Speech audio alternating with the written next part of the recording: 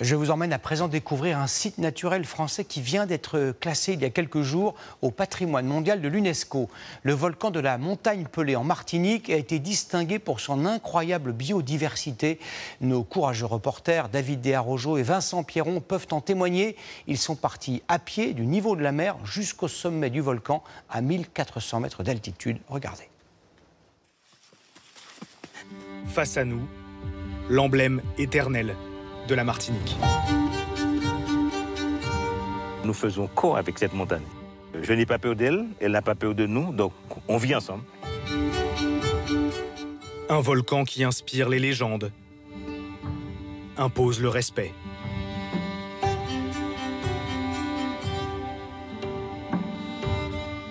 Salut David, salut Malika, bienvenue, Montagne Pelée. Donc vous avez vu, grande montagne, 1397 mètres de haut. On va croiser les doigts. Allez. On y va? À l'assaut du point culminant de l'île. D'une merveille, tout juste classée au patrimoine mondial. On a bien fait de s'alléger. Sur ce chemin, vierge de tout, les traces de vie humaine sont rares. Seule l'auberge de Jean-Hugues surgit dans le paysage. Son jardin, c'est sa fierté. Les petites fleurs qu'on trouve souvent à la montagne, où les colibris viennent butiner le matin. Hein.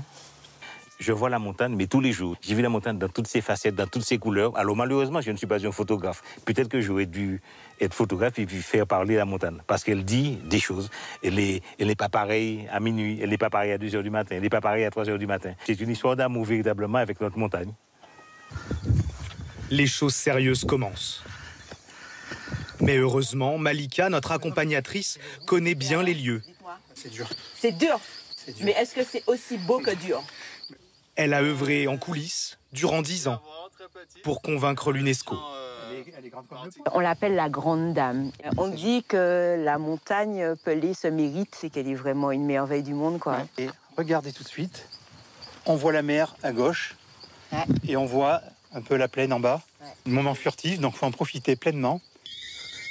Le paysage change à chaque minute. Plus l'on grimpe, plus les reliefs piègent l'air humide, formant une brume de plus en plus épaisse. Un escargot bicolore.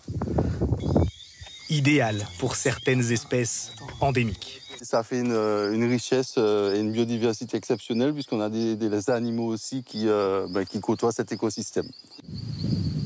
Après 1100 mètres d'ascension, la traversée du cratère, la caldeira, rend infiniment petit.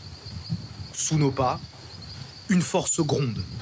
Le volcan, toujours actif, est surveillé de près par cet homme en rouge, un scientifique de l'Observatoire sismologique. L'antenne GPS mesure la déformation.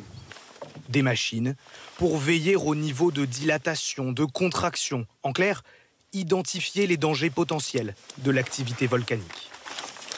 Avec un capteur sismique qui est au fond de ce tube, à 50 cm environ, pour pouvoir arriver à enregistrer toutes les vibrations du sol, les microséismes qui se produisent dans le volcan, et qu'ensuite ces données sont transmises par radio à l'observatoire en temps réel.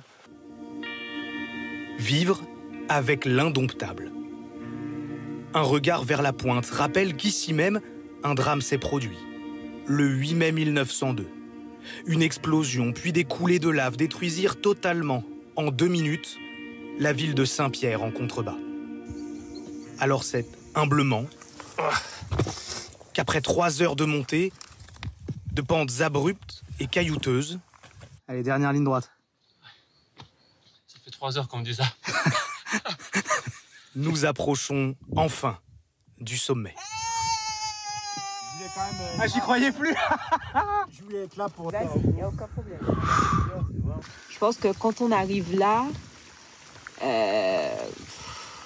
il n'y a pas de mots. On ne peut que vivre. Et à chaque fois, ce sont des moments d'émerveillement comme ça qui donnent de la joie, quoi. Voilà ce que nous avons gravi, vu du ciel. Regarde, elle est dégagée là. La Pelée et devant elle, les Pitons du Nord. Dernière contemplation privilégiée à bord d'un aéronef. Là, c'est vraiment la partie sauvage. Un colosse naturel, désormais élevé au même rang que les volcans d'Hawaï ou du Vésuve. Une revanche sur l'histoire.